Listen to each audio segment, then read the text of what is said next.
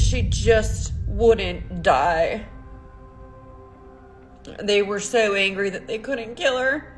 After hitting her over the head, shooting her in the arm, pouring bleach in her throat. Mercedes Vega didn't stand a chance. One minute, she's caught on CCTV, heading to the parking lot of her apartment building. The next, she was being tortured in one of the most brutal, calculated ways imaginable. Her body was found in a burnt-out car, so badly charred she was almost impossible to identify. And as the pieces started coming together, investigators uncovered a chilling trail of drugs, money, and a dangerous man with everything to lose. But the most horrifying part, Mercedes knew it was going to happen. She told them he'd come for her. She wasn't just scared, she had proof. But the system didn't listen, and by the time they did, she was already on fire. Now everyone's asking, how does a woman beg for protection and still end up burned alive? This is the devastating story of the 28-year-old dancer who was set on fire to keep a drug lord's secret. At just 22 years old, Mercedes Vega was juggling a lot: online classes during the day, exhausting shifts at the nightclub where she worked, and a dream that kept her going through it all, becoming a personal trainer and eventually opening her own gym. She had plans, she had drive, and everyone who knew her said the same thing: she never stopped smiling, no matter how tired she was. But on the night of April 16th, 2023, everything changed. That evening, Mercedes was going back and forth on whether she should meet up with some friends for sushi or just head into work at the club. And then she sent a text. Short, casual, but in hindsight, it reads like something much heavier. She wrote, "Uber is $60. I might just go to work then. I feel like it's a sign I shouldn't go." At the time, no one thought much of it. It was the kind of thing you read and move on from. But now it's haunting, because that was the last message she ever sent. Later that night, just after 9:15 p.m., security cameras from her apartment complex captured what would become the final images of her alive. You can see her walking to the lot, calm, relaxed, totally unaware of the danger lurking in the shadows. You can see when she comes out that she does not have a care in the world. She's not paying attention to her surroundings. She's dressed to go to Dave & Buster's. But a few minutes later, her car was seen pulling out of the garage with another vehicle, a Chevy Malibu, following close behind. And just like that, Mercedes was gone. By the next morning, her family and friends were already getting worried. They had tried calling and texting, but got no response. Her mom, Erica, knew something was wrong. She would later tell investigators, "She always answers, even when she's tired. Even if it's just an emoji, she always lets me know she's okay." But this time, there was nothing. Her friends started combing the neighborhood. Her family called hospitals, and eventually, a missing person report was filed. But what no one knew at the time was that Mercedes had already been found, just not in the way anyone had hoped. Because while her loved ones were searching the streets and refreshing their phones 100 miles away, a fire was lighting up the desert sky. And by the time the flames were out, everything they thought they knew about that night would start to unravel. It was just after 5 a.m. on April 17, 2023, when a truck driver noticed something unusual along the shoulder of the Tonopah Highway. At first, it just looked like a glow, maybe someone's hazard lights, maybe a small fire. But as he got closer, he realized this wasn't just a flicker. It was a full-blown inferno. The heat was intense, even from a distance. Flames were shooting from the windows, and that's when it hit him. This wasn't an accident. This looked deliberate, like someone wanted whatever or whoever was inside that car completely erased. You can hear the confusion and urgency in his 911 call. I was trying to report a car fire off on the side of I-10. But no one, not even that truck driver, could have imagined what investigators would find once the fire was finally put out. Fire crews arrived within minutes, battling not just the blaze, but the dry, whipping desert winds that kept feeding it. It took nearly 20 minutes to get the fire under control, and once the flames finally died down, they forced open the back door, and that's when they saw her. Or at least, what was left of her. In the backseat of the car was a body, burned so badly that there was no way to recognize who it was just by looking. The only way they were able to confirm it was Mercedes was through her fingerprints. Later, they'd piece more together from what was found at the scene, but in that moment, it was the worst possible confirmation. Still, even with everything destroyed, something about what they saw hit first responders hard. This wasn't just a fire to cover something up. It felt personal and angry, the kind of thing you don't do unless you want someone to suffer. And sadly, that's exactly what happened. The autopsy confirmed what the detectives feared. Mercedes had been beaten, shot through the arm, and bleach, yes, actual bleach, was found in her throat. But even that wasn't the full extent of it. A forensic pathologist later said it looked like her face had been doused in bleach too. And then came the part that stopped everyone in their tracks. She was still alive when the fire started. Her official cause of death was smoke inhalation. That means she was breathing when the flames were already consuming the car. It wasn't just cruel, it was evil. And as that reality sank in, one question echoed through everyone's minds. Who could do something like this? Back at the scene, detectives were still trying to process what they were seeing. They knew this wasn't random. It wasn't a robbery gone wrong or some tragic accident. This was deliberate and targeted. And while investigators worked through the wreckage, 2 deputies from the Maricopa County Sheriff's Office were sent out to do the one thing no officer ever wants to do: deliver the news that would tear a family's world apart. Around 7 p.m. that same day, Mercedes' parents, Erica and Tom, heard a knock at the door. At first, they thought maybe this was just an update. Maybe she'd turned up. Maybe everything would finally make sense. But as they opened the door and saw the deputy standing there, everything shifted. The look on his face told them more than his words ever could. Erica immediately started asking, "Is she okay? Is she okay?" over and over again. But the officer didn't say yes. Instead, he told them what no parent should ever hear. "Your daughter is dead." Everything fell apart in that moment. Erica broke down. She said later it felt like her soul was being ripped out of her body. She was screaming. Tom couldn't move. He just froze. And when they asked what happened, the answer was the stuff of nightmares. And that is when he told us that Mercedes was abducted and that she'd been hit over the head and forced into a vehicle, and that she was shot through her right arm, and that she had been burned alive. To do what you would do to someone, you really have no soul. Still in shock, they drove out to Mercedes' apartment complex, the last place she was known to be. Maybe just to see it with their own eyes, maybe to try and understand how this could have even happened. And what they found there was just as chilling. There was blood all over her parking spot. It was clear the nightmare hadn't started in the desert. It started right at her doorstep. But the horror didn't end there. In fact, the next clue came from a car that wasn't even hers.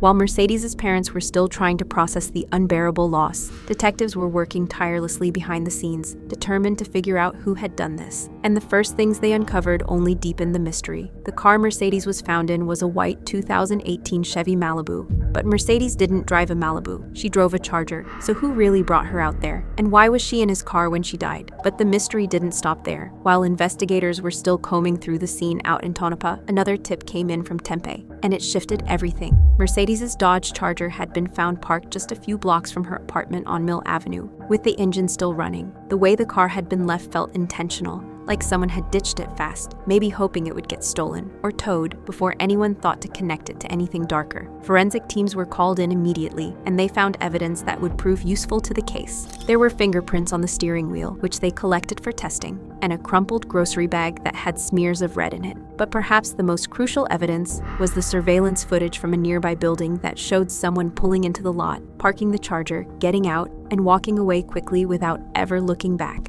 Now, with that kind of evidence, fingerprints, DNA, and surveillance footage, everyone assumed it was only a matter of time before police named a suspect. But that's not what happened. Instead, the days stretched into weeks, and then weeks into months, and still nothing. There were still no arrests or named suspects, just a grieving family and a brutal mystery that refused to let go. Mercedes' parents weren't about to sit back and wait. They started fighting in the only way they could, loudly and publicly. They launched an Instagram account called Honoring Mercedes Vega and a Facebook page named Justice for Mercedes Mariana Vega. It became a space to share photos, memories, heartbreak, and leads. Erica, Mercedes' mother, even took to TikTok, desperate to put pressure on anyone who knew something that would help bring justice to Mercedes.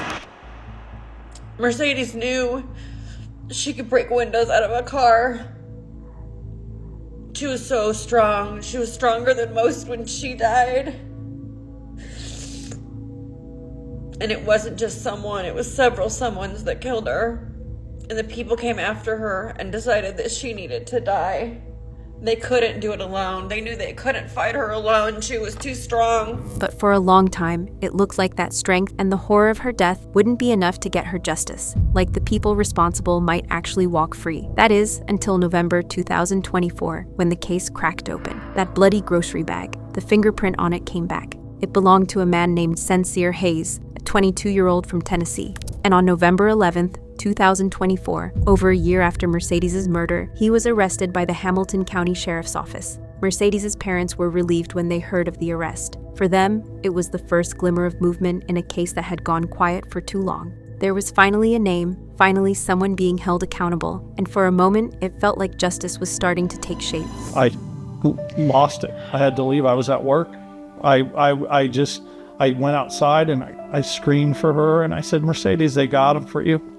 You're going to be vindicated. The murderer, the person who killed my daughter, is going to pay.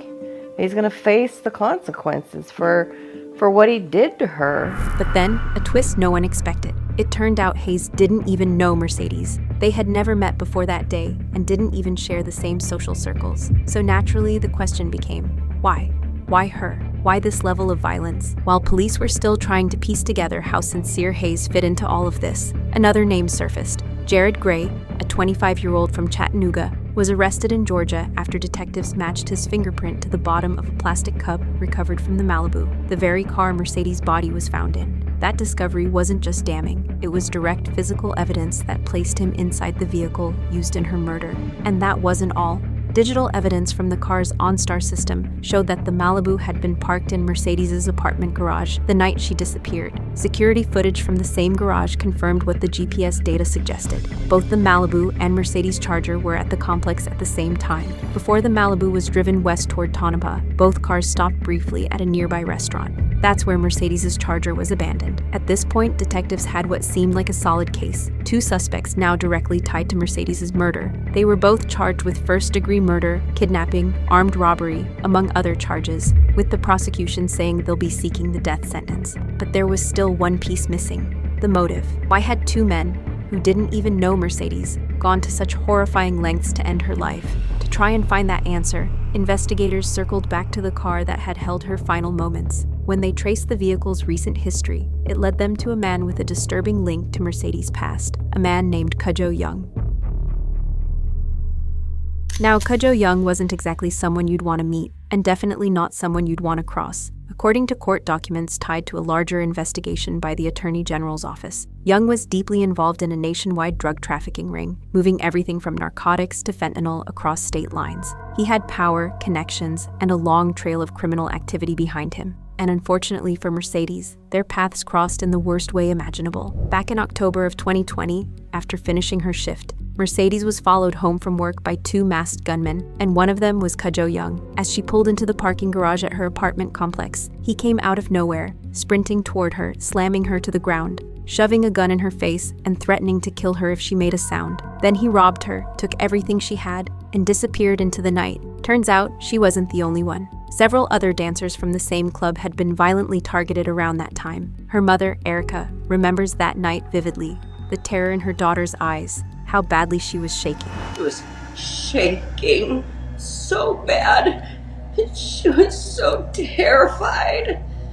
So I took her. She wanted the police to stand there until we actually drove away. Now, most people would have been too scared to report it. But Mercedes wasn't like most people. Despite everything, she stepped forward. She gave a detailed statement, picked Cudjoe Young out of a lineup, and not just that, she agreed to testify. But for all her courage, no one protected her. The court case kept getting delayed 16 times, and while Young walked around free on bond, living his life, Mercedes was left constantly looking over her shoulder. She moved to a different apartment, hoping to feel safer. But even then, she was always on edge. Her mother said she startled easily. You couldn't even approach her from behind without her jumping. And as it turns out, she had every reason to be afraid. Because the day Mercedes was found burned in the desert, the very day her family was being told she was gone, was the same day she was scheduled to testify against Cudjoe Young in court. Coincidence? I don't think so. And get this, after Mercedes died, his trial was pushed back again. Her parents expressed their frustrations at how Cudjoe continued to play the system.